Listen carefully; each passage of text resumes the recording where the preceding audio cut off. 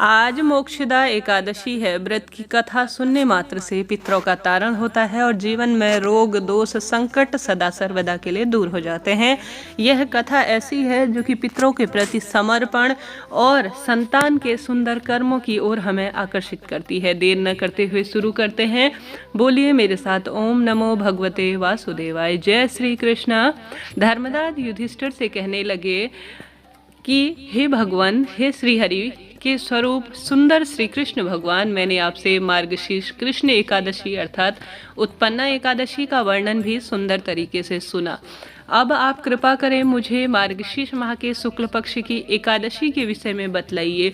इस एकादशी का क्या नाम है, इसका क्या विधान है, इसकी विधि क्या है तथा इसे किस तरह से करना चाहिए, इसका फल क्या होता है, पूर्ण रूप से मुझसे कहें। तब भगवान श्री कृष्ण बोले, मार्गशीर्ष माह के शुक्ल पक्ष में आने वाली इस एकादशी को मोक्षदा एकादशी कहा जाता है। यह व्रत मोक्ष को देने वाली और चिंतामणि के समान सब कामनाओं को पूर्ण करने वाली कही गई है, जिसे आप अपने पूर्वजों के दुख को खत्म कर कर विशेष परम सुखों की आप सभी प्राप्ति कर सकते हैं। इसका महत्व कहने जा रहा हूँ, ध्यान से सुने। आप सभी भी बोलिए, जय श्री हरि विष्णु, हर हर महादेव, जय श्री राधे। गोकुल नाम के नगर में बैखानस नाम का एक राजा राज्य करता था। उसके राज्य में चारों वेदों के ज्ञाता ब्राह्मण थे। वह राजा अपनी प्रजा का पुत्रवत पालन करता था। एक बार रात्रि में राजा ने एक स्वप्न देखा कि उसके पिता नरक में हैं और उसे बड़ा आश्चर्य हुआ इस बात का। प्रातःकाल वह विद्वान ब्राह्मणों के पास गया और अपने स्वप्न को पूर्ण रूप से उन्हें सुनाया और कहा कि हे प्रभु, मैंने अपने पिता को नरक में कष्ट काटते हुए देखा है, बहुत पीड़ा में उन्हें देखा है। अब मैं बहुत व्यथित हूँ, बहुत परेशान हूँ। उन्होंने मुझसे कहा कि हे पुत्र, मैं पूर्ण रूप से नरक में पड़ा हूँ, यहाँ से तुम मुझे मुक्त कराओ। जब से मैंने यह बात सुनी है, मेरा मन और मेरा तन पूर्ण रूप से बेचैन है, चित्त में बड़ी अशांति है। मुझे इस राज्य में धन, पुत्र, स्त्री, घोड़ा, गाड़ी आदि सब कुछ है, परंतु कुछ भी मुझे यह सुख प्रतीत नहीं हो रहा है। अब मैं क्या करूं, कृपया मुझे बताएं। राजा ने कहा, हे ब्राह्मण देवता, इस दुख के कारण मेरा सारा संसार शरीर पूर्ण रूप से जलने के समान मुझे प्रतीत हो रहा है। अब आप बताएं कि मैं क्या करूं। इसका कोई तप, दान, व्रत इत्यादि हो तो मुझसे कहें, जिससे मेरे पिता को मुक्ति मिले। उस पुत्र का जीवन व्यर्थ है जो अपने माता पिता का उद्धार न कर सके। एक उत्तम पुत्र जो अपने माता पिता तथा पूर्वजों का उद्धार करता है, वह 1000 मूर्ख पुत्रों से सुंदर है, व्यतीत है, विशेष व्यक्ति है वह। जैसे एक चंद्रमा सारे जगत में प्रकाश कर देता है, किंतु हजारों तारे नहीं कर पाते हैं। तारे जो है अनगिनत होने के बाद भी चंद्रमा के बराबर प्रकाश नहीं कर पाते। ठीक उसी तरह से आज मैं बहुत परेशान हूँ, कृपया मेरा समाधान करें। ब्राह्मणों ने कहा, हे राजन, यहाँ पास में ही भूत भविष्य वर्तमान के ज्ञान रखने वाले और विशेष ज्ञाता पर्वत ऋषि का आश्रम है, वह आपकी समस्या का हल जरूर निकालेंगे। ऐसा सुनकर मुनि के आश्रम पर राजा गए। उस आश्रम में बहुत सुंदर चित्तवृत्ति के योगी और मुनि तपस्या कर रहे थे। उसी जगह पर्वत मुनि भी बैठे थे। राजा मुनि को साष्टांग दंडवत प्रणाम कर मुनि ने राजा से जो है पूर्ण रूप से कुशल क्षेम पूछी। राजा ने कहा कि आप सब जानते हैं, कृपया मेरी जो है समस्या का समाधान करें।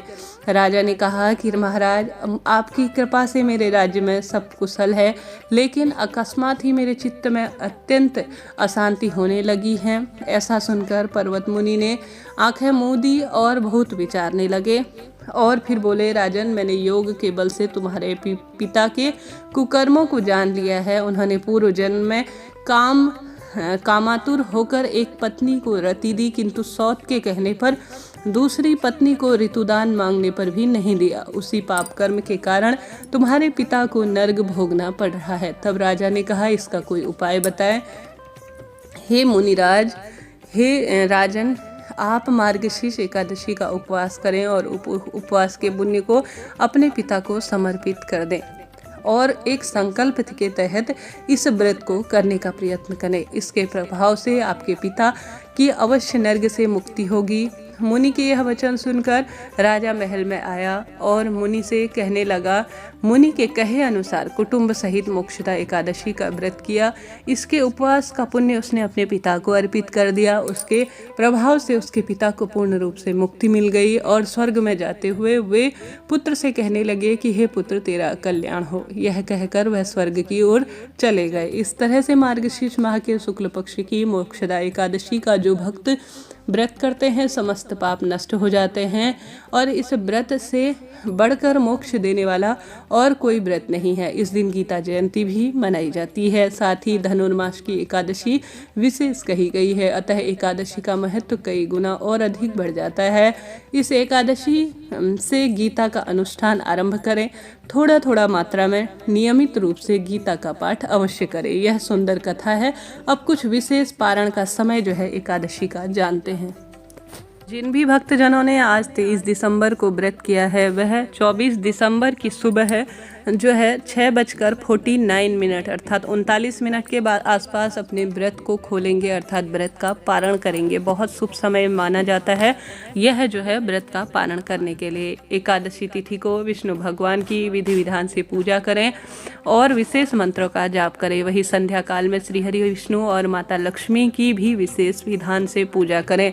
ऐसे में एकादशी के दोनों समय सुबह और शाम को पूजन करना सर्वश्रेष्ठ माना जाता है।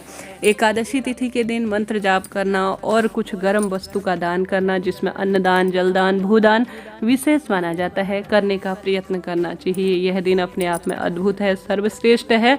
आप सभी ने यह कथा सुनी और कुछ नियमों का पालन आप सभी करने का प्रयत्न करें। जैसे कि आज पीपल वृक्ष की जड़ में शनिवार का दिन है और एक दीपक शनि देवता के नाम का और एक दीपक श्री हरि विष्णु के निमित्त दान करने का प्रयत्न करें।